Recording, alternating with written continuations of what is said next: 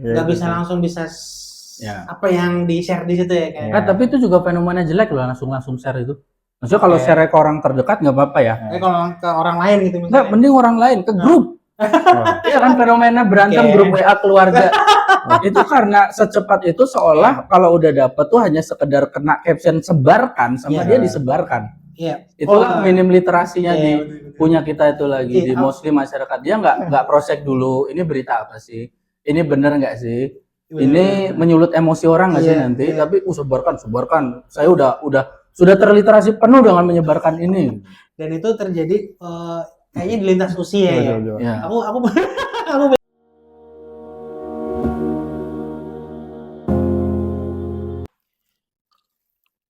minum dulu. Siap. Assalamualaikum. Waalaikumsalam warahmatullahi wabarakatuh. Gimana bapak-bapak sehat? Ya. Alhamdulillah masih hidup. Iya sih benar itu paling disyukuri. Alhamdulillah masih hidup. Tahu gak, masih pada main ini gak sih Twitter? Kalau sekarang namanya X ya? Pada main X ya? Masih main. Buat apa X? Dipakai buat apa? Apa ya, lihat-lihat orang pada ribut ya. Orang pada ribut, iya sih. Orang pada ribut. Aku udah uninstall lama, kemarin install lagi, uninstall lagi sih. Kayak udah kehilangan makna. Uninstall lagi. Uninstall lagi. Kenapa sampai ada loopingnya gitu, Pak? Ya kayaknya terlalu FOMO mungkin ya, jadi bikin FOMO aja sih. Padahal seharusnya kayak kita dapat informasi yang harusnya kita bisa milih, tapi di X karena ada tren gitu, kayak kita harus ikut gitu. Rasanya justru orang pakai X supaya tahu tren. Betul. Kenapa akhirnya ada pemahaman FOMO gitu, Pak? Wah langsung berat ini ya. Itu paling ringan tuh satu kata doang X. X ya. Satu huruf ya. Satu huruf ya kan. Apa yang bikin menurut Pak yang kayak FOMO ya kan di X ini? Apa sih yang bikin FOMO? Jadi kalau dulu kan kita X tuh benar-benar untuk nulis sesuatu satu kalimat seringkas mungkin, apa yang mungkin kita pikirkan 150 gitu ya. karakter Ya. Dulu ya zaman dulu X ya. Sekarang masih nggak sih? Masih terbatas nggak sih? Masih Oh, masih. tapi aku udah jarang nge-tweet sih. Iya. Kayaknya masih deh. Berarti nge-X sekarang ya? Nge-X kan dulu kan. Iya. Nggak salah ya. Enak banget nge-X. Nge-X ya. Ngeri-X. Ngeri-X. Ya, dulu karena ini ya, retweet itu nggak ada di platform lain. Benar nggak sih? Retweet itu nggak ada, adanya cuma di Twitter. Jadi kayak apa yang kita percaya di Twitter, terus kita retweet, itu artinya kita benar-benar satu aliran untuk meng-up si informasi itu gitu ya. Ya jadi hashtag lama-lama kan. Hashtag. Dulu kan pernah lah hashtag ya. Kita percaya nggak ya? 2000 kita kuliah kapan? 2010 sampai 2014. Aku di kuliah itu jadi admin media kampus. Dulu kan apa ya, zaman dulu digitalisasi informasi itu nggak banyak. Artinya gini, dulu tuh kampusku tuh masih pakai mading. Ya mungkin mostly teman-teman juga pakai mading ya, papan informasinya. Dulu sosial media kuliah itu kan peralihan dari Friendster ke Facebook ya kan. Nah, akhirnya dan dulu belum ada WhatsApp ya kan, masih pakai BBM ke WhatsApp. BBM ke WhatsApp. Iya, WhatsApp udah mulai tapi kan kayak belum jarang ya, belum ramai dan pakainya. Nah, dulu digitalisasinya tuh pakai mading yang difoto, ditaruh di Twitter. Nah, itu apa adminnya dulu itu kan. Jadi kayak mading ya kan, difoto coba ada informasi ini gitu kan. Terus itu benar pada retweet karena relate, karena akhirnya terinformasi kan akhirnya dulu 4 tahun tuh pakai Twitter bener-bener berjaya, dan aku pribadi kenal yang namanya monetisasi sosial media itu di situ. Ya kan, artinya kita mengenerate sebuah media baru dan informasi itu kita translate dari yang tercetak ke Twitter. Itu tuh bener-bener belum ada willing untuk, kan poster dibikin pakai CorelDRAW lah zaman dulu. Adobe Photoshop gitu kan ya. Tapi itu bukan berarti karya digitalnya atau file digitalnya ditaruh di X enggak. Ya bisa ditaruh di Twitter enggak. Tapi benar-benar di print dulu, dicetak, ditempel, difoto. Tuh dulu informasi memang kita cari tuh mostly paling banyak di Twitter. Aku ngejalanin dan aku admin di situ ya kan. 4 tahun coba bayangin teman-teman. Kuliahan, kita nyari informasi, akhirnya nama media kampus itu yang muncul. Dan menariknya media kampus ini unofficial. Jadi sekelas kampusnya pun Oke, dia nggak belum melirik untuk digitalisasi informasinya. Tapi dilakukan oleh kami, aku sama teman-teman ya kan. Kami ini yang mahasiswa tapi tidak terafiliasi sama BEM, apa namanya, pers mahasiswa gitu itu enggak. Benar-benar kita willing yang edik banget sama sosial media. Kita kayak ini informasi penting nih buat mahasiswa, kirim nih. Dan itu nggak tahu ya, maksudnya aku merasa di saat itu di Bandung media kampus yang model kayak gitu tuh kami ini pionirnya gitu ya kan, karena 2010 sampai 2014 ya time frame-nya di situ. Nah maksud aku dulu, kalau sekarang kita ngomongin barusan FOMO ya kan, karena informasi, bahkan dulu 10 tahun yang lalu informasi itu yang kita ciptakan ya, maksudnya media informasi itu yang kita ciptakan gitu kan, tapi sekarang malah bergerak akhirnya jadi banjir informasi gitu kali ya, makanya tadi ada istilah FOMO. Iya, mungkin aku jadi mulai sebenarnya gara-gara istilah apa yang kemarin pemilu itu buzzer. Gitu. Itu benar-benar ngerubah perspektif kita tentang Twitter sih. Oh benar. Ya. Atau ini untuk buzzer ya. Untukku sendiri jadi kayak head lah semacam gitu. Head speech-nya itu kan muncul di situ gitu kan. Iya, kayak nyalur ke kita. Jadi kita juga akhirnya malas. Pemilu kemarin 2024. Yes. Berarti pokoknya semasa pemilu lah. Betul, mas aku 14 tahun ya dari yang tadi aku bilang, time frame kan 10 tahun yang lalu, 2010, 14 tahun kemudian Twitter yang aku sama teman-teman generate untuk digitalisasi informasi malah sekarang udah bergerak, ada sisi negatifnya tadi dia head speech-nya tuh berkembang di situ gitu kan. Itu gimana tuh secara algoritma nih? Apa yang terjadi? Ya emang nyatanya algoritma itu bukan guru moral gitu loh. Dia cuma ya kan? Algoritma ini lebih ke arah apa yang jadi emosional yang jadi apa penikmatnya gitu loh, usernya gitu kan. Iya. Ya misalnya di medsos gitu, yang akan tren ya bukan yang bagus, tapi yang ya emang trending aja. Yang kontroversial. Apalagi kontroversial ya gini, kayak tadi kan fenomenanya kayak misalnya ya ada head speech tadi kan. Ya itu yang sering terjadi di masyarakat kita pada umumnya ya, sorry to say gitu kan, dimana ketimbang dia cari sesuatu secara utuh, cari sesuatu secara benar gitu kan, dia lebih cari sesuatu yang disesuaikan sama apa yang dia pengen aja.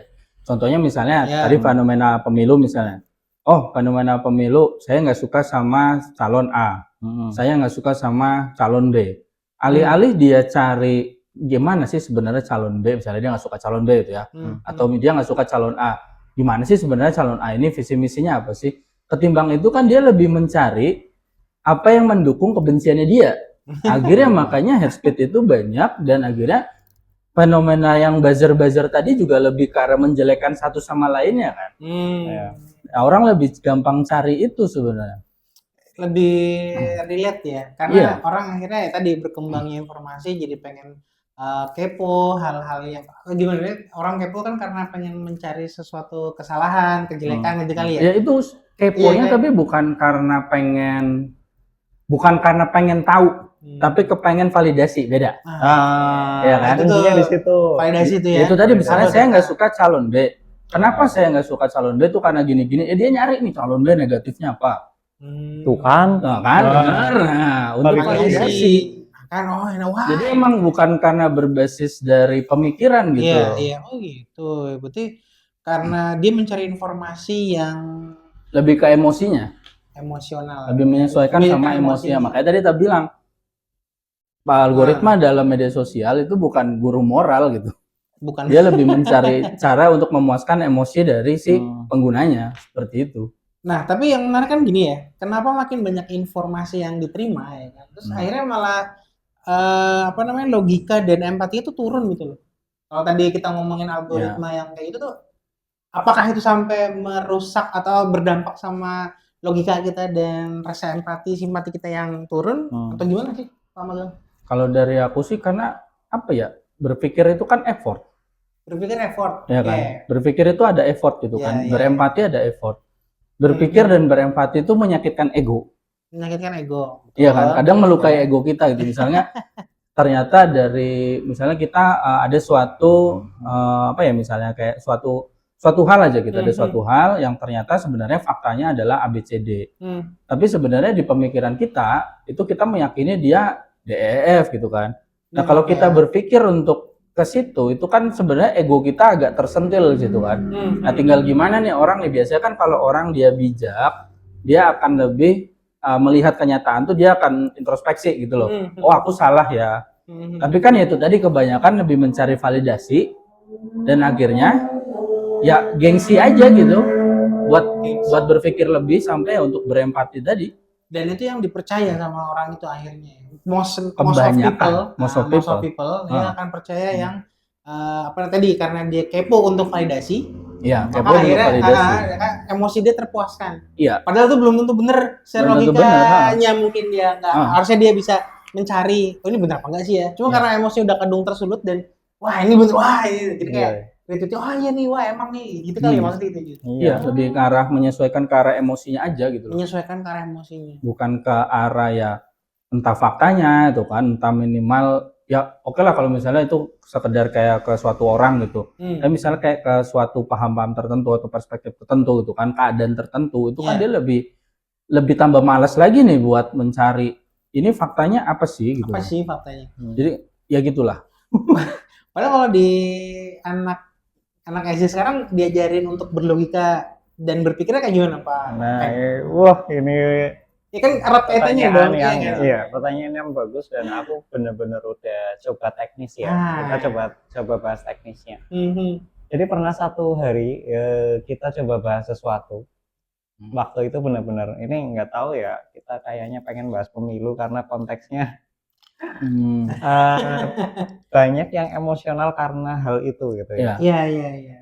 Ya bukan mendiskreditkan salah satu pihak, tapi itu fenomena ya. Fenomena karena nation itu kan sesuatu yang kita yakini ya. Betul. Artinya ketika kita membahas sesuatu yang kita yakini, itu mengenanya hati gitu. Oh, nah ini kan emosi yang tadi itu kan. Emosi. Oh, oke. Kalau kita mungkin dari Simon Sinek itu why, how sama what, itu politik itu why banget itu. Kenapa kita milih kan? Kenapa kita milih? Some reason, we have no reason gitu. Iya. Kadang-kadang kita milih aja. Nah, iya.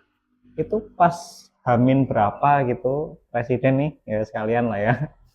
Nah, presiden itu kan udah paling kasta tertinggi untuk kita benar-benar mengeluarkan emosi kita ya. Betul. Maksudnya, iya menarik nih. Iya, ya mungkin kalau anak-anak itu juga langsung aware gitu loh. Oh, anak SD pun aware. Aware. Siapa calon presidennya gitu? Yes. Oke. Ini kita bicara yang tahun lalu ya. Di kelasku aku buka sesi debat. Mungkin nggak ada kelas yang seperti itu, aku juga nggak tahu ya. Aku sering ngobrol sama guru-guru, memang belum ada yang pernah buka seperti sesi itu, debat itu. Anak kelas berapa nih sebelum? Kelas 5. Kelas 5 SD dibuka sesi debat. Nah, yang apa? Terusnya untuk... gimana yang terjadi gimana Pak? Oke. Ini kalau ada yang komen mohon lebih bijak ya. Dalam arti gini, kita kan lagi bahas tentang gimana bahwa kita pas nangkap informasi jangan langsung kesulut emosinya gitu ya. Artinya saya pun tidak siap waktu itu, artinya tidak siap secara emosi. Saya sudah bikin rencananya, planningnya udah matang, but at least secara emosional memang susah. Karena gini, satu, kita akan ketemu sama hal-hal yang tidak terduga. Dua, anak-anak memang tidak terduga. Nah, jadi waktu itu kita datengin 4 anak dari 2 kubu. Wah, ini ramai banget. Kubunya dibentuk nih ya? Kebetulan mereka milih. Kebetulan ya, dari pemilih kubunya pun udah memilih gitu. Yeah. Maksudnya nggak disarankan kamu yang ini, kamu yang ini. Enggak. Jadi menarik itu lebih ke kamu milih aja. Apapun pilihanmu bukan berarti kamu juga harus membenci pilihan orang lain. Itu kita siapin dulu di awal tuh. Kayak gitunya ya. Apa sih namanya? Rules kondisionalnya. Ya rulesnya lah. Ya. Kamu boleh mengumpat, boleh ini, boleh itu, boleh ini. Tapi itu pilihan. Ketika kamu memilih untuk mengumpat, berarti kamu mengurangi sedikit harga dirimu. Oke. Gitu. Jadi aku jelasin kayak gitu. Atau misalnya kamu mengejek, itu juga pilihan. Artinya juga kamu mengurangi value empatimu. Ya, gitu-gitu. Akhirnya kita mulai. Ya teman-teman udah tahu mungkin mostly kebanyakan memihak siapa. Dan yang bikin rame, jadi jalan nih debat kalau ini nanti ini. Oh waktu itu 3 ya? Ti- Yang eh, terakhir 3 ya? Yang kemarin 3. Emang Iya, tiga tapi ya? ini sorry nih, sorry. Nggak sorry. merhatiin Kan? saya. Milih kan? tapi di kelasku cuma ada 2. Ada 2, oke. Paling 3 sih. Tiga. Ini netizen. Oh iya tiga. Anjir saya lupa. 3. Bener, 3. Tapi yang satu benar-benar ada yang suka, tapi dia nggak mau debatnya gitu. Jadi saya nonton aja lapak, ya udah nggak apa-apa. Itu juga pilihan. Yang dapat 2. Cukup bagus di menit-menit awal. Yang jadi menarik itu di gestur. Waduh, gesurnya anak kelas 5 SD, debat, pilihannya sendiri, gestur. Gesturnya. Apa yang tadi digestur? Masih ingat nggak gestur apa yang menarik waktu itu? Oh, iya. Oke, ya. Depannya G. Udah, yang itu Ya. ya. Serius? Serius? Betul tuh top masuk jadi top of mind-nya Top of anak-anak ya? mind banget. Semua orang ketawa. Even dia nggak tahu maknanya, Nggak mungkin. Ini nggak usah kita praktekin ya. Iya. Artinya gini, Pak Bewok mungkin mau. Kan mirip ya tipikalnya. Gimmick itu, gestur itu dipraktekkan. Dipraktekkan berarti ya. Tapi dia apa? Nggak tahu, maksudnya euforianya atau memang konteksnya adalah karena bener-bener aku lost. Aku udah Nggak kasih ada. conditional di awal. Jadi apapun yang terjadi saat itu, it's up to you. Keluarin aja. Semua emosional kamu keluarin, semua argumen kamu keluarin. At least kalau kamu melakukan kesalahan atau melakukan sesuatu yang nggak enak, ya. kita perbaiki nanti di refleksi gitu loh. Oh, ada sesi refleksinya Sesi nanti ya. refleksinya, betul. Dan Oke. itu yang aku kaget di situ teman-teman. Dampaknya apa anak itu Ya kemudian? aku mikirnya jadi gini loh. Hmm. Kita ngajarin anak bicara di depan kelas dengan sebaik mungkin, baju dimasukkan, rambut rapi, berdiri tegak. Kenapa keluar gestur itu? Maksudnya ini benerinnya berapa tahun gitu?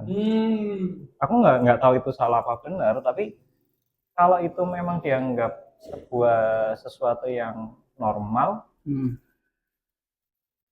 kalau aku ngajarin gestur lain, apakah sama nggak apa-apanya?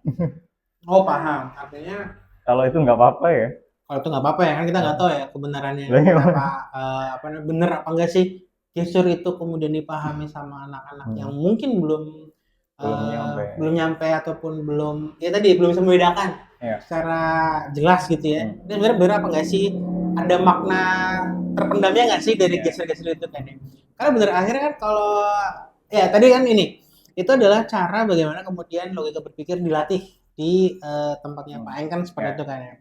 Bahkan sambil melatih logika berpikir pun dikasih case yang nyata malah emosinya tetap yang muncul, bener nggak? Karena tadi kan gesture itu kan akhirnya yaudah jadi rame. Jadi rame kan. Wah itu yang kayak di TV gitu loh. Iya, wajah ketawa. Keren gitu, bisa kayak gitu. Tapi habis itu benar-benar nggak ada argumen sih. Udah yang benar-benar udah jalan kayak apa sih ini? Akhirnya 5 menit aku hentikan debat. Karena udah nggak ini ya. Akhirnya gini. Udah nggak sehat. Gitu. Udah nggak sehat. Nggak sehat. Karena akhirnya tetap aja emosi yang muncul. Iya. Bener nggak gitu kan? Iya. Karena tadi kan kita premisnya adalah kita bicara adalah banyaknya informasi malah logikanya turun kan gitu ya. Turun ya. Wah, emosinya yang naik. Dipraktekin langsung malah kayak gitu ya kan. Di awal iya aku masih ingat banget. Di awal tuh enak banget diskusinya karena gini. Ya mending sekolah gratis, ya mending makan gratis karena gini-gini. Ya enggak, mending sekolah gratis. Jadi argumennya enak tuh di awal. Dan alasannya gitu ya. Iya, bla-bla-blanya enak banget. Tapi habis gestur itu duar. Wah. Saling serang pribadi kah? Hampir. Ad hominem itu, yes. Wah. Bahkan anak kecil sudah ad hominem ya. Ini sorry ya untuk penonton di kelas itu kan ada penonton siswa lain itu sampai ada yang kayak gini. Jadi kayak menirukan juga gitu loh. Udah sampai head speech ya. Jadi kan apa yang mereka tonton di media mainstream itu kan bener-bener keinget banget ya. Di satu sisi tim kampanyenya merasa senang karena berhasil. Iya. Iya dong. Ya, tapi kan tidak dipungkiri. Tapi kan di sisi lain dalam konteks penanaman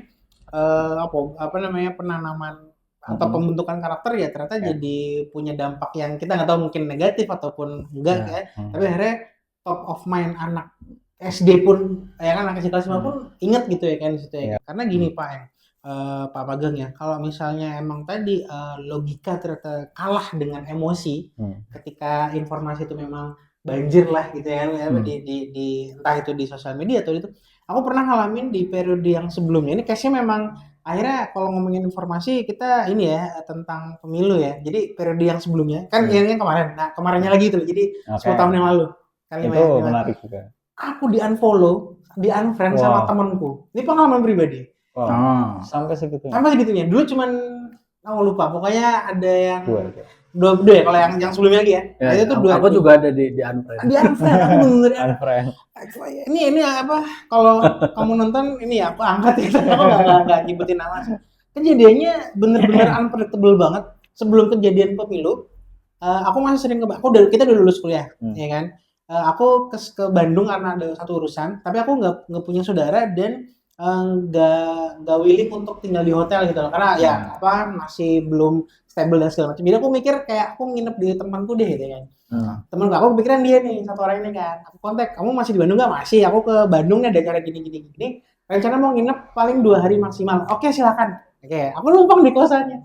Dan kita benar-benar ketemu di Bandung yang kayak bener-bener satu UKM apa sih unit kegiatan mahasiswa doang gitu loh. Bener-bener kita nggak kenal, kayak pertemanan kita ini nggak punya background yang sama segala macam. Bener-bener kita satu UKM. Aku cuma inget dia, kita kontak. Sering perjalanan kita ngobrolin banyak ide segala macam ya, dan aku salut sama perjalanannya dia sampai di momen dia pemilu di tahun itu, di periode itu 2 tahun kemudian setelah aku nginep ya kan, misalnya setelah kita kayak gitu 2 tahun kemudiannya pemilu lah, dan aku baru tahu dia memang, aku nggak tahu entah dia tim ses atau apa, tapi dia nge-share informasi tentang salah satu pasangan calon itu kan. Nah, terjadilah tadi kalau kita ngomongin banjir informasi tadi ini kan ya. Dan emosionalnya. Aku sama dia pilihannya berbeda. Gitu, karena dan aku nggak pernah nyerang dia di komen gitu. Aku cuma kayak ngobrol aja, kita berdebat ide program ya tadi dia. Ya. Tiba-tiba sampai satu momen dia kesel sama followersnya dia sendiri yang hate speech di komennya dia. Karena kan nggak sejalan dengan calonnya ya kan, yang dia dukung kan. Impact-nya semua teman Facebooknya yang dukung pasangan satunya, even dia nggak komen hate speech di komentarnya, dia di unfriend. Bener-bener dia melakukan se-effort itu untuk ngelihat, oh ini bukan dia ngerti apa temennya. Dia aku tahu gini karena dia nge-share step by step-nya dia nge-unfriend tuh apa yang itu loh. Syarat dia nge-unfriend teman FB-nya itu apa, dia ketikin itu, dan aku paham. Aku masuk di kategorinya dia. Adalah siapapun yang nggak nge-share informasi tentang pasangan calonnya dia, dan ataupun yang komen hate speech tentang pasangan calonnya dia, itu mau aku unfriend, kata dia gitu. Aku dalam hati cuma, wow, itu aku pas cek berapa kali, bener, aku di unfriend, ya kan kelihatan ya gitu kan. Masa sebegitunya gitu, emosional ya kan, dampak emosi. Yang fanatik itu ya. Fanatik itu dia, fanatik. Ada kata-kata fanatik, ya aku bilang iya. Dan aku jujur masih komen-komenan Facebook ya, bro, kenapa bro? Aku bilang gitu kan, wah itu, ya ini sebuah pilihan, gini. Gak maksud logika. Ini kalau ada kita ngomongin logika, kalah sama emosional yang karena orang tuh kepo untuk validasi. Ternyata ada loh orang kayak gitu. Even ini sih di beberapa tahun yang lalu kan. Cuma maksudnya kalau kita ngomongin 10 tahun yang lalu, ternyata baru kemarin Pak yang juga praktekin, ternyata itu pola itu masih ada ya, Pak Magang gitu. Ya masih banget. Relasi emosional yang meletup nih. Ya kayak misalnya ada suatu tokoh sejarah lah, you name it, siapa aja gitu kan. Kalau ketika di sejarah kita misalkan, atau di sejarah umum yang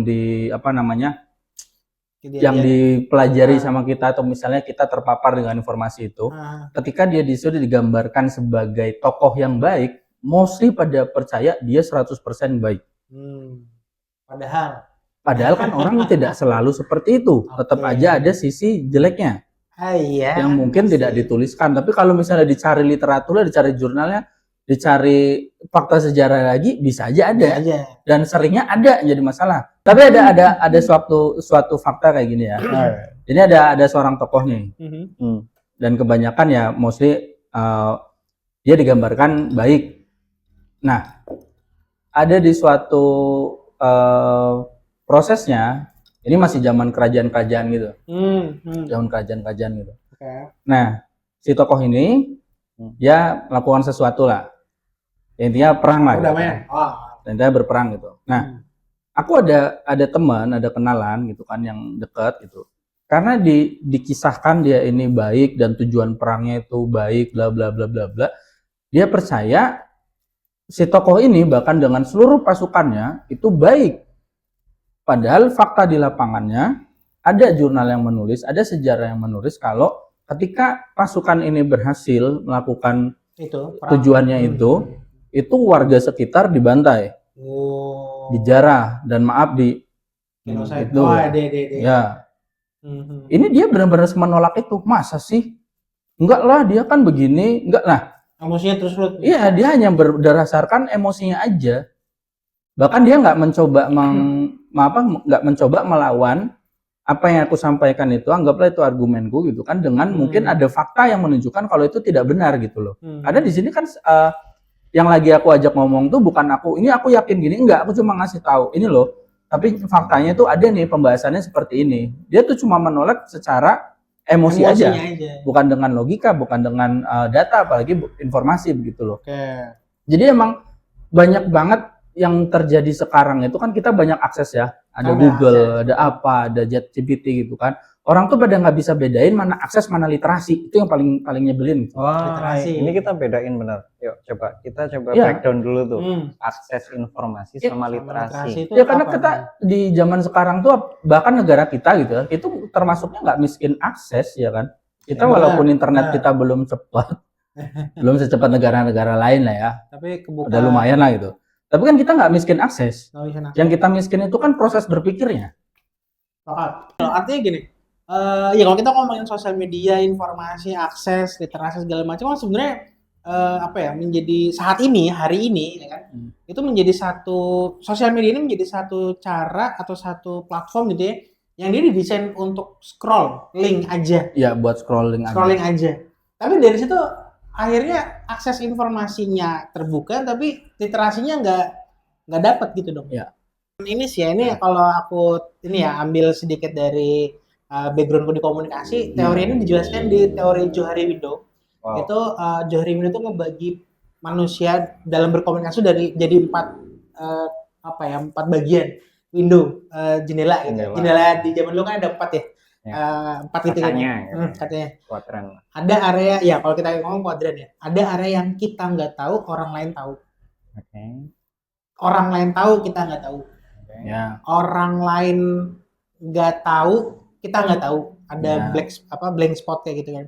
Berarti ada satu lagi gitu kan. Nah, artinya kita ada di mana itu ya, kita ini sedang bicara konteks komunikasi kan ya. Artinya kalau kita nggak tahu, orang tahu, ya udah kita bisa bertanya, kita bisa minta masukan apa segala macam. Tapi ada orang lain yang nggak tahu, kita tahu, ya sebaiknya berkomunikasi dengan yang baik. Artinya mungkin ya bukan menggurui tapi lebih ke sharing. Karena kan tadi untuk menemukan ininya loh, yang nggak tahu orang tuh kita tahu nih. Nah, kita berdiskusi kan kayak gitu. Sampai ada yang orang lain nggak tahu, kita juga nggak tahu. Ya udah, sama-sama cari tahu sebaiknya. Konteksnya Johari Window ini adalah untuk menumbuhkan komunikasi yang efektif. Nah, itu kan, komunikasi efektif adalah seberapa besar informasi yang ditawarin orang lain sama informasi kita itu ketemu gitu loh. Itu efektif komunikasi, jadi nyambung. Nah, kenapa orang berdebat ya? Mungkin bisa jadi karena nggak ketemu. Sok tahu. Jadi gitu ya kan. Dan nggak punya, karena udah sulut emosi, ya kan, yang tadi kita bicara di awal. Karena akses informasi yang banjir, sedangkan literasi orang ini kemudian mungkin rendah gitu kan ya. Itu yang jadi PR, kemudian berantem di komentar X ya kan, di sosial media segala macam kan kayak gitu kan ya. Apa yang dilakukan algoritma sekarang tuh apa? Ya itu tadi, tidak sebagai pengasuh moral kita atau guru moral kita, lebih ke arah memperkuat apa yang jadi emosi aja. Iya kan, ini sorry ya, ini banyak istri-istri yang memvalidasi perasaan. Aku nggak ikutan. Akhirnya dibalas sama suami-suami. Iya. Akhirnya jadi pergeseran komunikasi rumah tangga sekarang lebih ke banyak share-sharean link Instagram ya kan. Karena itu tadi, media sosial lebih ke arah untuk scroll cepat aja. Dan orang nggak terbiasa untuk berpikir kompleks, dan akhirnya tuh cuma milih literasi, memilih apapun itu pengetahuan hanya secara selektif yang menyesuaikan sama emosinya saat itu. Iya. Yang tadi kita bilang lebih ke untuk validasi. Nggak bisa langsung bisa Ya. apa yang di-share di situ ya kan. Ya. Tapi itu juga fenomena jelek loh, langsung share itu. Maksudnya kalau Oke. share ke orang terdekat nggak apa-apa ya. Tapi kalau ke orang lain gitu Nggak, misalnya. mending orang lain ke grup. Oh. Iya kan fenomena berantem Oke. grup WA keluarga. Itu karena secepat itu seolah kalau udah dapet tuh hanya sekedar kena caption sebarkan sama Iya. dia disebarkan. Iya. Itulah minim literasinya Iya, di betul. punya kita itu lagi Iya. di mostly masyarakat. Dia nggak cross-check dulu ini berita apa sih? Ini bener nggak sih? Ini menyulut emosi orang nggak sih Iya, nanti? iya. Tapi sebarkan. Saya sudah terliterasi penuh dengan menyebarkan ini. Dan itu terjadi kayaknya di lintas usia ya. Betul. Ya. Aku namanya kita dapat banyak akses informasi, kita dapat apa namanya tadi ya dari kalau kita kembali lagi ya scrolling TikTok ataupun share-sharean WA grup gitu ya kan. Tadi aku bilang aku punya pengalaman yang orang terdekat gitu ya nge-share satu informasi dan itu ternyata bias dan ternyata dia apa hoax ya masuknya kan ada disinformasi, ada misinformasi, ada hoax kan ya gitu kan tingkatan kan ya gitu. Orang terdekat aku ini lah, wah aku ceritain beliau dia nge-share ya kan di satu WA group. Ternyata aku belum sempat baca, tapi kok komentarnya kok rame tiba-tiba grupnya kan, ini begini, ini hoax ini gini-gini kan. Pas aku lihat isinya ternyata ini video AI, CGI, salah satu icon di negara Konoha itu banjir gitu ya. Padahal tuh secara logika nggak mungkin lah banjir. Mungkin, cuma maksudnya perlu adanya satu disaster ataupun willing dari Allah gitu ya untuk bikin daerah itu banjir. Paham ya maksudnya? Ya. Jadi maksudnya untuk kondisi pada umumnya, Ya. insya Allah itu nggak banjir deh. Gitu. Kecuali memang bener disaster dan itu. Yang aku mau bilang adalah video itu di-share. Pas aku melihat, jebret, ya Allah ini AI. Icon kota ini, ya di Konoha ini, itu dibikin banjir. Tapi itu bener-bener nggak banjir. Tapi yang bikin aneh adalah literasinya. Ya. Aku nggak bisa bilang ini lah, aku biar kita aman lah ya. Caption atau Iya, apa audio? namanya? Enggak, akhirnya video. Nah. Dan caption yang panjang itu, narasinya itu bener-bener yang Narasi. bikin hoax tuh loh. Ya. Apa? Yang tadi ada call to action di akhirnya bahwa sebarkan. Oh. Ya. Itu yang bikin akhirnya tidak terasa ini. Benar-benar kata-katanya gini. Daerah ini gitu, aku nggak bisa nyebut ya. Daerah ini banjir. Lihatlah progres pembangunan pemerintah gini, menyebabkan banjir. Sebarkan. Wah, gitu kan pas aku baca isinya. Wah, bener-bener ini hoax ya kan, karena ya orang akhirnya cuman kayak tersulut emosinya bahwa kan yang disebut pemerintahan ini ya kan, pemerintahan ini gagal. Ya, Hasilnya apa paling ini mudah sih, ya kan, padahal tuh video-video AI ya kan, aku nggak menyalahkan, aku nggak menyoroti video AI-nya, cuma kayak AI akhirnya digunakan untuk membuat video yang narasinya tuh hoax ya kan, jadilah itu relate sama emosional orang yang nggak sepakat sama pemerintahan. Iya, gitu ya. Emang selebih karena kayak cuma nyari sesuatu tuh yang sesuai dengan apa yang jadi kemarahan kita bahkan gitu loh, ya kan? Lagi kesel sama siapa, wah ada informasi yang benar-benar untuk bisa mendiskreditkan itu gitu, langsung dipercaya gitu. Dan itu dianggap benar. Dianggap benar. Memang sekarang dunia udah apa-apa instansi ya gitu. Iya, kan? benar. Dunia instan, hiburan instan, sampai pengen informasi aja pengennya instan, cuma berpikir tuh nggak instan gitu loh. Berpikir itu effort. Proses berpikir ya. Dan masyarakat kita tuh mostly sorry to say banget. Udahlah males baca, akhirnya males mikir gitu loh. Males baca, males mikir. Iya. Iya kan? Iya, benar. Udah males baca nih. Akhirnya knowledge-nya dikit. Udahlah males baca, akhirnya udah males baca, akhirnya knowledge-nya dikit. Giliran baca, males mikir, jadinya nggak paham. Oke. Itu kan jadi masalah gitu Ada loh. kaitannya dengan brain rot yang pernah kita bahas. Ya, itu ada kaitannya dengan brain rot sih ada. Cuma kalau kita langsung ke arah brain rot aja itu kayak brain rot itu kan baru karena teknologi sekarang gitu. Fenomena sekarang ya. Cuma kan ini kita temukan juga banyak di di umuran kita, di angkatan atas kita yang padahal masih baca koran gitu. Pagi-pagi masih baca koran, masih langganan majalah. Betul. Makanya Pak,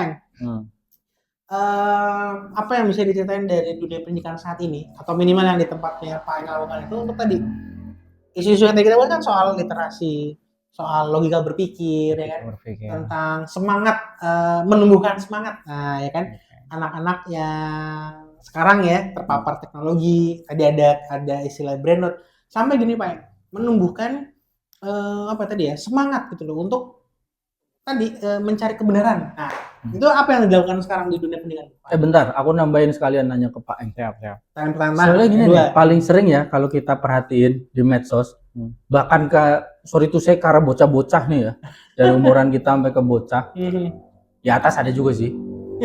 Cuma gini loh, kayak orang itu lebih takut terlihat dia nggak paham atau terlihat dia lambat paham daripada terlihat ngawur. Ngerasain Wah, itu nggak tuh gimana tuh nanggepinnya untuk mempersiapkan anak bangsa? Lebih takut terlihat nggak Iya, paham lebih daripada takut kelihatan lola daripada terlihat ngawur. Dia ngomong sengawurnya aja, nggak konteksnya nggak masuk asbun.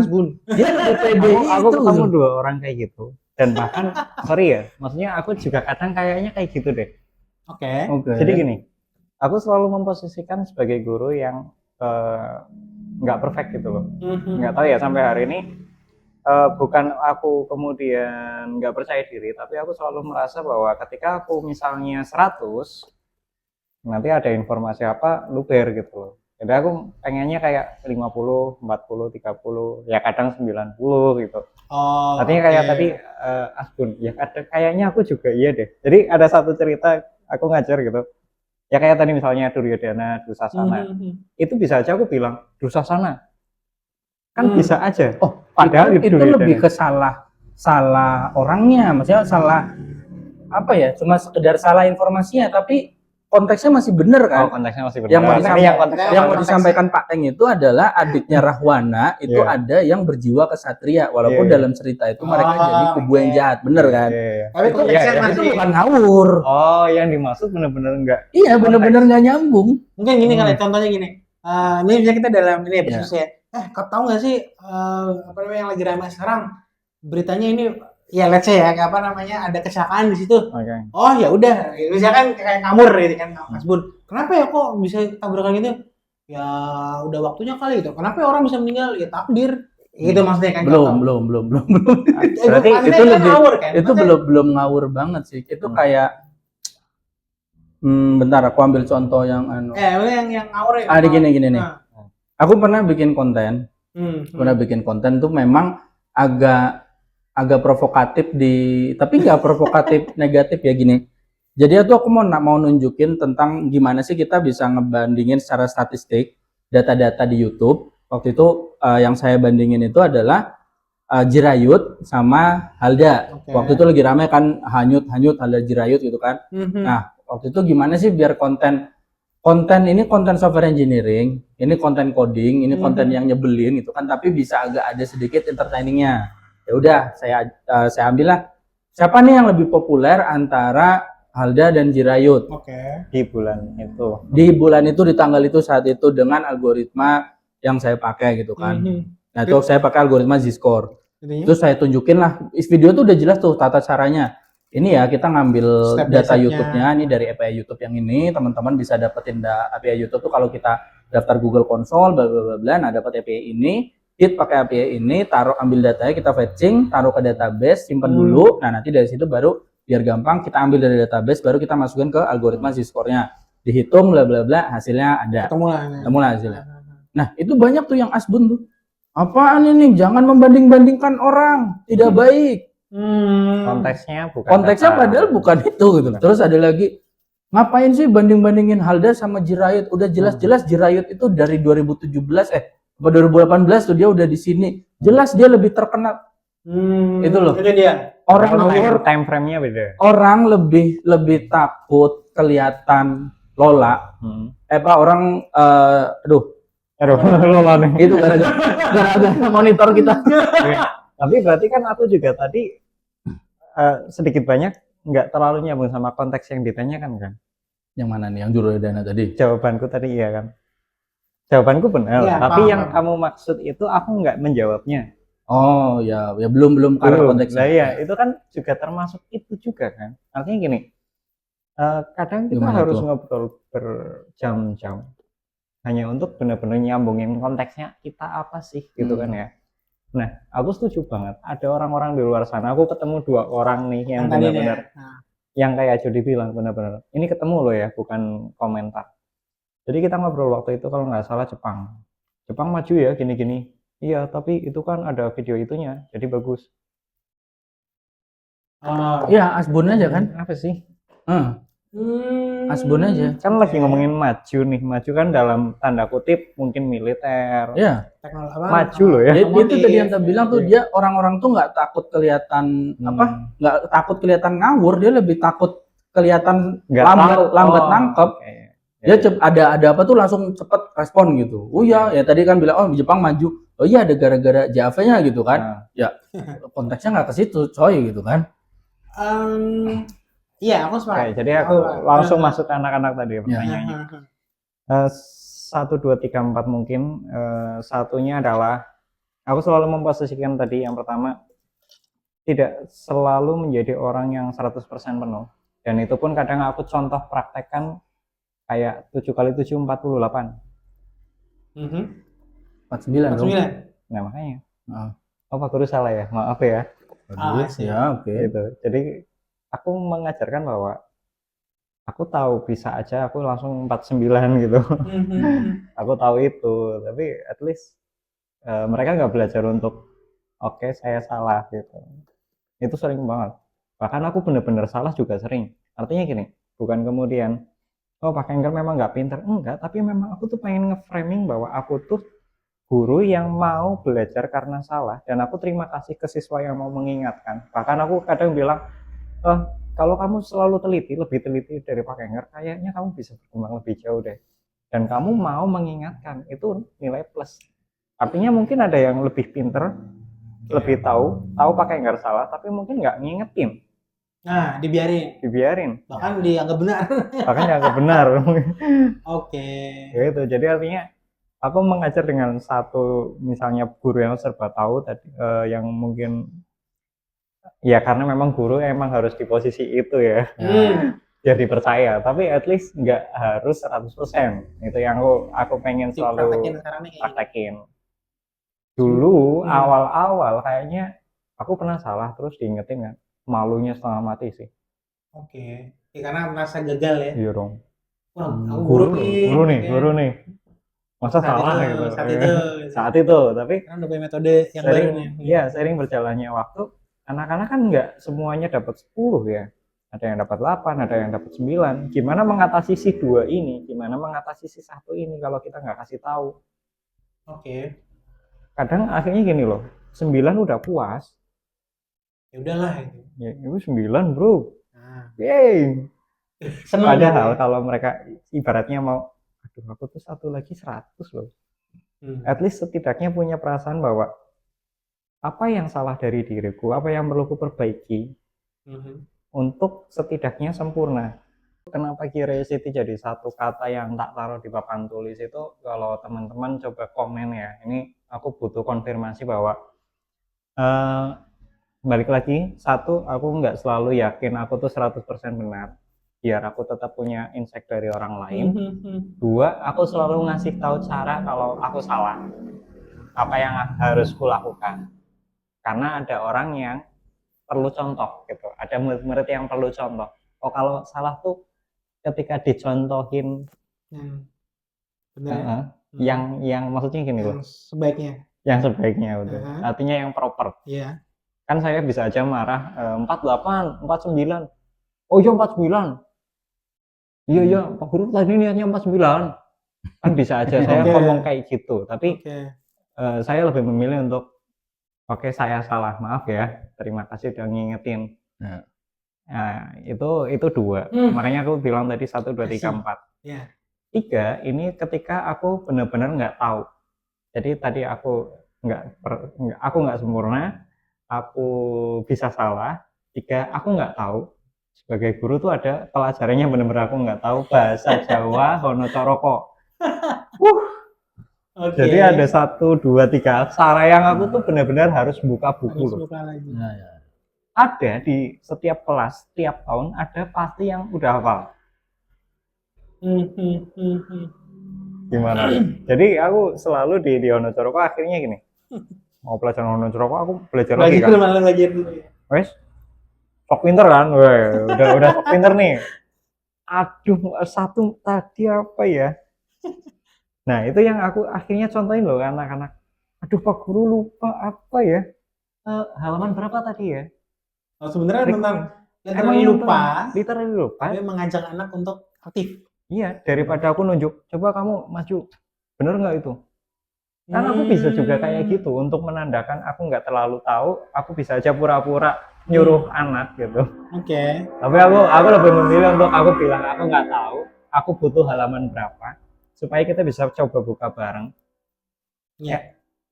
Plus kalau kamu ada yang memang udah tahu, kamu juga berhak untuk langsung ngasih tahu gitu loh. Ya. Masih, Jadi harusnya begitu. masih. Iya gitu. Demokrasi juga dalam belajar.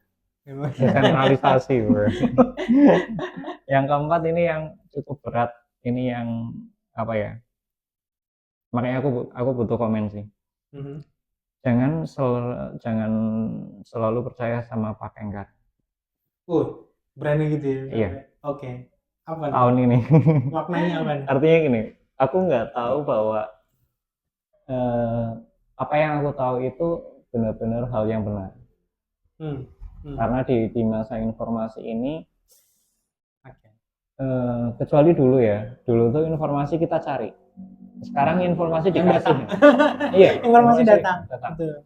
Algoritma kita scroll itu udah apa yang kita yakini benar. Bias konfirmasi pasti ada. Ya. Artinya ketika misalnya Pak Enggar ngajarin dengan betul pun, dengan cara Pak Enggar yang ngasih taunya salah, bisa jadi salah. Iya. Misal, kamu harus punya aset. Nah, itu kan hal yang betul ya harusnya ya. Iya. Tapi dengan kemudian kamu dewasa, kamu kerja di suatu tempat, kamu misalnya nih korupsi untuk bisa beli aset, kata siapa? Kata ini kan harus punya aset. Pemaknaannya. Iya. Artinya kan aku nggak bisa kemudian 100% ngasih sebuah pelajaran lengkap dengan segala konteksnya selama setahun. Nah, karena hal itu, tolong jangan kemudian 100% percaya apapun Pak Enggar. Jadi kamu boleh percaya Pak Enggar 100% boleh, tapi artinya gini, saran Pak Enggar sih jangan percaya siapapun dalam tanda kutip ya.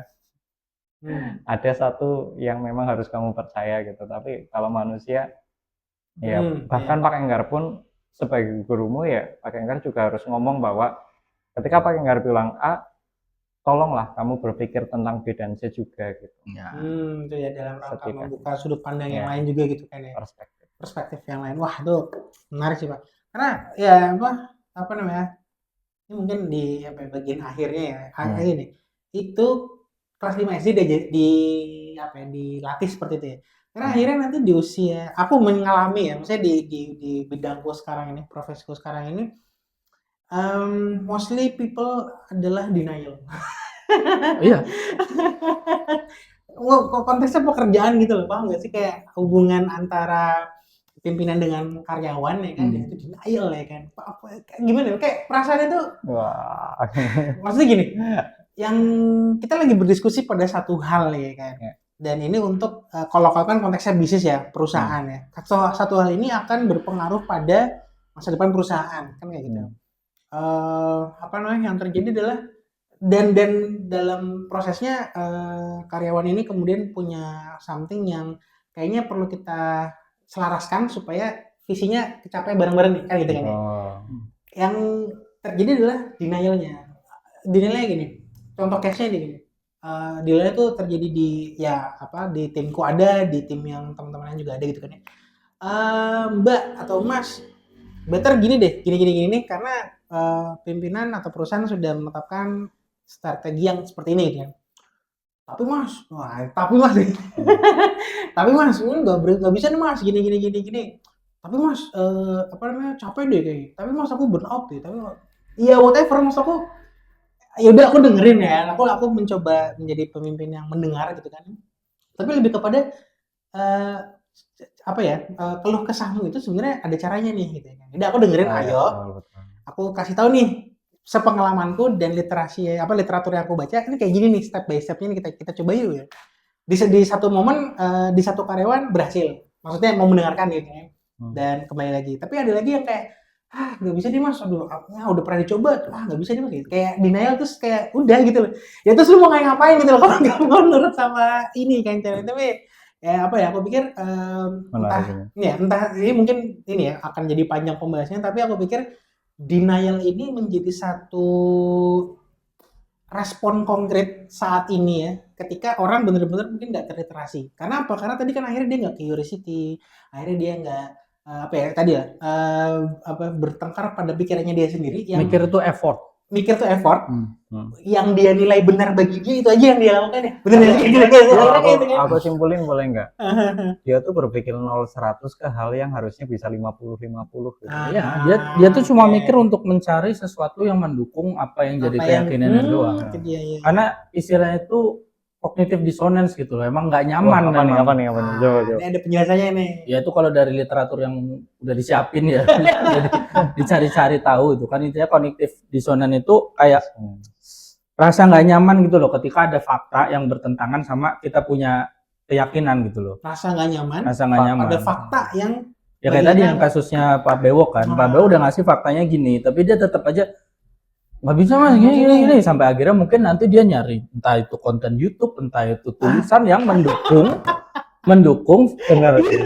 keyakinannya dia. Ya itu tadi orang kenapa jadi tema kita tuh sekarang informasi gampang dicari, tapi kok orang lebih gampang emosi. Ya itu tadi karena dia terfokus pada mikir itu effort gitu kan, mikir itu melelahkan dan mikir itu menyakiti ego yang tadi kita bilang di awal kan akhirnya dia daripada dia untuk mencoba berpikir gimana sih sebenarnya yang dianu sama Pak Bewok gitu kan, dia mencoba itu dia mending cari literatur, dia cari video YouTube random entah siapa, yang penting ngomongin sesuai apa yang dia yakinin ya, karena tadi yang masalah cognitive dissonance tadi, rasa nggak nyaman itu akhirnya ya apa yang terjadi motivated reasoning. Dia cuma berpikir untuk mencari pembenaran gitu loh, bukan buat kebenaran gitu kan. Pembenaran ya. Untuk memenangkan untuk memenangkan dia punya argumen pribadi loh. Iya kan? Jadi itu tadi emang ada nyatanya cognitive dissonance gitu kan. Dan akhirnya setelah itu ya akhirnya mengarah ke motivated reasoning tadi gitu loh. Dia ya gitu cuma berpikir tapi buat menangin argumennya doang, apapun yang pikirannya yang tadi bisa jadi asal bunyi tadi loh. Tapi ya apa namanya bener, aku sepakat di situ karena itu yang tadi ku ceritain dalam time frame waktu konflik pertama kali terjadi antara aku dengan tim. Tapi akhirnya konflik itu kayak berulang lagi dan aku juga pakai pendekatan yang lain. Apa namanya ya tadi apa ya bahasanya bukan menyalahkan juga. Di awal aku juga nggak menyalahkan, cuman kayak ngasih Mbak begini loh, nah Mbak begini loh, denial ya kan tadi aku bilang kan. Tadi kognitif dissonance ya kan. Kemudian terjadi lagi konflik dan apa namanya aku coba pendekatan apa sih Mbak yang terjadi, aku bilang itu kan, aku dari sisi dia mungkin dia pengen mengekspresikan sesuatu tapi dengan cara denial yang kedua tadi ini, dan yang kejadian adalah akhirnya yaudah Mbak maunya apa coba kita coba. Akhirnya ide dia nih kita coba nih gitu kan. Saat ini lagi kita ini yang apa sedang kita praktekin, yang kejadian adalah dia lebih nyaman, tapi aku pikir aku harus membatasi karena konteks perusahaan ya, kan aku harus menjaga nilai-nilai dan strategi. Artinya kalau nanti strateginya atau yang dia pengenin itu agak melenceng kan aku harus tetap urusin dong gitu kan. Tapi ini apa ya kejadiannya adalah dengan dia diberi satu kesempatan ya kan, dan itu ya dia sebenarnya lagi mencoba nih. Terus akhirnya aku bilang coba deh usulmu kayak gitu kejadian nggak gitu ya. Nah ini kayaknya coba deh pakai yang ini, jadi aku masukin lagi nilai-nilai perusahaan. Kebayang maksudnya? Jadi dia menurut dia yang ini benar, menurut dia loh. Iya. Tapi ini sebenarnya kurang tepat dengan atau tidak sesuai dengan strategi yang sudah perusahaan tetapkan. Nah udah, aku jalin dulu deh dia nih. Cuma kan udah hampir melenceng. Bahaya dong bagi perusahaan berjalan. Jadi, Mbak coba deh pakai kayak gini. Nah ini dia udah menguasai. Mbak coba deh pakai gini. Nah dia lurus lagi kayak gitu loh. Itu kejadian di sini karena ya akhirnya di konteks apa namanya perusahaannya ini, aku pikir kita sebagai tim ya kan, bukan perorangan dia sendiri doang ataupun aku sendiri doang. Dan aku coba terapin ke tim aku bahwa kita punya, tadi aku bilang ini akhirnya literasi untuk memahami apa yang perusahaan mau, bukan karyawan mau banget gitu ya. Oke, kalau karyawan mau ya kan sejalan nggak dengan perusahaan kan gitu aja.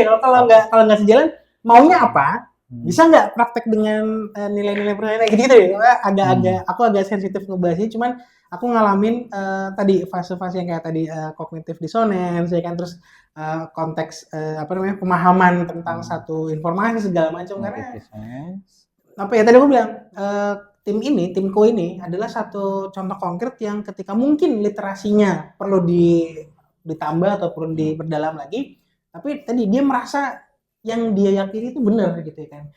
Echo chamber yang di dalam pikirannya itu terjadi gitu ya kan. Ya, padahal kalau kita mau tadi dari diskusi kita sepanjang tadi ini adalah bagaimana kita ya kan orang ya personality kita ini untuk membangun budaya berpikir yang tenang ya kan, skeptis yang sehat ya nggak sih ya kan? Sama curiosity kan kayak gitu ya, kan sebenarnya kita lagi menuju ke itu entah ini di generasi yang baby boomer, Gen X, Gen Y, Gen Z, Alpha, itu sebenarnya lebih ke karakter pembentukan karakter yang sebaiknya seperti ini kan gitu kan.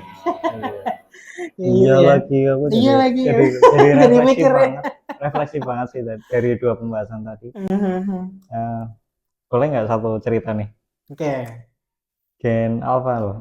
Bawahnya kita apa? Kalau Gen Z, bahwa kita Gen Z. Gen Z, oke. Kita milenial. Iya ya. Jadi aku pernah ngobrol sama salah satu Gen Z. Ini bukan mendiskreditkan, balik lagi. Simpelnya adalah ketika kita nyalain lampu, kita tuh tahu bahwa saklar itu plus minus. Ya, generasi kita bisa jelasin hal itu karena kita pernah lah mainan, pernah praktek ya. Aku tanya gini, hujan tuh gimana? Hujan tuh awan yang meleleh karena panasnya matahari. Wow. Wow, iya sih. meleleh. Ya udahlah ya. Itu gimana? Lurusinnya gimana? Enggak, yang lu bilang itu keren sih, imajinatif banget. Tapi maksud tuh Gen Z kan? Ya, tapi kalau dilihat dari sisi imajinasi masuk. Masih oke gitu. Kayak aku mungkin bagus. Analoginya gini, bisa kita ibaratkan kayak perang ya. Zaman dulu mungkin sebelum ada pistol, pedang itu udah paling bagus. Kemudian ada panah, bisa buat jarak jauh. Better dong, orang bakal berpikir panah lebih better daripada pedang. Gitu. Terus jadilah pistol, lebih ngeri lagi. Nah, orang sekarang nggak tahu ya, maksudnya aku nyebutnya apakah mereka cuma pakai pistol gitu? Enggak. Karena pakai drone. Makanya aku bilang, drone betul. Nah, yang aku maksud gini, drone udah secanggih itu, tapi apakah kita nggak perlu pisau? Konteksnya perlu nggak perlu? Perlu. Oke, kita mau potong. Tergantung. Jangan kangkung drone. Ya, tergantung bahasa Cilacap ya. Maksudnya based on, artinya bentar dijelasin dulu. Jangan kangkung tuh maksudnya sayur kangkung. Iya. Potong sayur kangkung pakai drone. Kan gitu kan, maksudnya gitu kan. Konteksnya jadi kepancing emosi. Ya itu sih, kayak kita akhirnya meyakini sesuatu yang benar dalam tanda kutip orang-orang itu, kita juga kadang mungkin iya gitu. Satu hal yang susah banget di debat adalah aku tuh lihat di TikTok, aku tuh lihat di YouTube.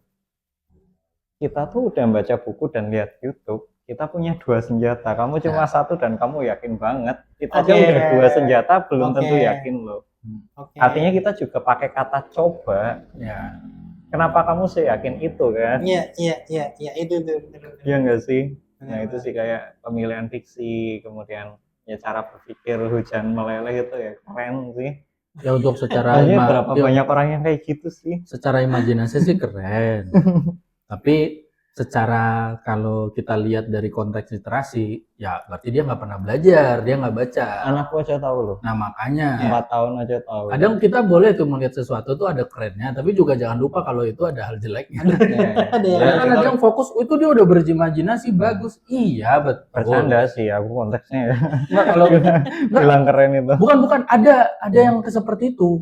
Soalnya kalau lihat di media sosial tuh, ada ibu-ibu yang kayak itu kan udah bagus, dia udah berimajinasi, bukan ada bapak-bapak juga gitu. Betul, secara imajinasi betul. Cuma kan kita konteksnya apa nih? Konteksnya lagi ditanya suatu prosesnya kan. Dan proses yang benar tuh ini, di mana harapannya adalah di umur segitu harusnya sudah tahu. Hmm. Karena belum tahu berarti dia belum baca, dia belum belajar. Nah, kenapa kamu tidak belajar? Itu kan yang jadi Yang masalah. jadi masalah ya. Loh, kenapa kok sampai nggak mempelajari itu gitu? Padahal itu kan yang ranah umum gitu kan. Ya, berarti kan Itu ada masalah yang lebih dalam dari sekedar imajinasinya sudah bagus. Iya, itu kita embrace. Ya kan, benar nggak? Iya, iya. Itu tetap kita embrace. Oh, bagus kamu punya imajinasi seperti itu. betul, bahkan kayak dia tahu sesuatu yang aku nggak tahu pun aku tetap kasih apresiasi. Oh, Iya, kamu itu betul, tetap, gitu. itu tetap betul, embrace betul. itu gitu. Itu kejadian di ya lagi-lagi Lagi anakku ya di ngobrol. rumah tangga ya. Ini anomali. Anomali brain rot yang Italian brain rot itu. Jadi aku pikir ya, aku baca komentar dan perdebatan di apa namanya? Lanjut ya, sedikit ya satu cerita lagi. Iya, iya. Di TikTok tuh apa di media sosial anomali itu jadi perdebatan apa yang didebatin bahwa apa ya imajinasi yang terlalu berlebihan apa segala macam. Terus kalau aku pikir-pikir Doraemon apa kabar ya? Robot kucing ya kan, SpongeBob di masa-masa sekarang kayak zaman-zaman kita dulu kecil tuh kayak apa ya, Tamiya bisa sepanjang Ya. itu, apa namanya, Beyblade bisa sampai Beyblade, keluar naga. Maksudku ya tadi aku sepakat di kesimpulannya adalah imajinasi jangan dibatasi ya kan, Ya, atau maksudnya jangan nggak apa-apa dibatasi. dalam tahap imajinasi itu penting. Tapi sains itu kan ada hal-hal yang benar-benar baku ya. Ya, Ya kan di situ kan. Ya, soalnya gini, ada yang namanya sekarang itu kalau dilihat-lihat ya, ada yang model itu cuma sekedar modal berani gitu loh. Modal berani speak up. Speak up. Dimana sekarang memang tempat-tempat buat speak up nggak kayak dulu. Dulu kita Terbatas. harus sekolah tinggi, pintar, diakui orang banyak, baru kita diundang ke panggung, kita ngobrol, kita speak up apa. Kalau sekarang kan, Kayak gini aja udah speak iya up kita aja. udah speak up, kita Iya. bukan siapa-siapa. Cuma paling yang bisa jadi disclaim, paling nggak kita ya bukan mau gimana pun kita tetap well educated loh, Oh ya. ya kan? Ya. Kita well educated. Ya. Cuma yang jadi masalah itu kan ada orang yang bahkan sorry to say banget gitu, benar-benar kosong tapi modal berani. Ya Lebih pintar dari kita kan. berasa lebih pintar dari siapapun yang sudah itu hal paling capek sih Ya, betul. kalau aku sih ya. Dan Kayak kita sekolah tinggi-tinggi. dan ultinya ada aja yang nge-follow Iya. dan meyakini itu benar gitu ya. Iya, dia bisa ngomong ngawur apapun bahkan sampai viral asal bahasannya ya yang konspirasi, yang ngejelekin ini, ngejelekin itu, sok ngerti ini. Nah, Padahal datanya mungkin nggak iya, kurang, ada yang literasinya kurang tepat. dan akhirnya itu mengundang orang-orang yang kurang literasi juga untuk Iya, langsung bereaksi. iya langsung bereaksi. Jadi kita tuh lagi di masa kebanyakan orang ketimbang dia mikir dia lebih cepat buat reaktif gitu loh. Ya. Ya itulah yang jadi bikin kenapa sih informasi udah semakin banyak, semakin mudah diakses gitu kan, tapi orang juga Masih mudah tersulut emosi. gitu kan. Maka pentingnya adalah intellectual humility, Ya, dan Sadar. humility, sadar. bahwa kita bahwa semua hal itu nggak perlu tanggapi secara emosional Ya. Secara emosional. dan Langsung sadar saja. kalau kita juga bisa salah gitu ya, namanya gitu ya. Betul. Luar biasa. Oke, mungkin kita ketemu lagi di episode berikutnya. Ya. Makasih ya. Obrolan Ngobrolnya. bapak-bapak Oh, iya. selanjutnya. Bapak selanjutnya. Terima kasih. Sampai jumpa di Bapak-Bapak Live. Bye. Nah.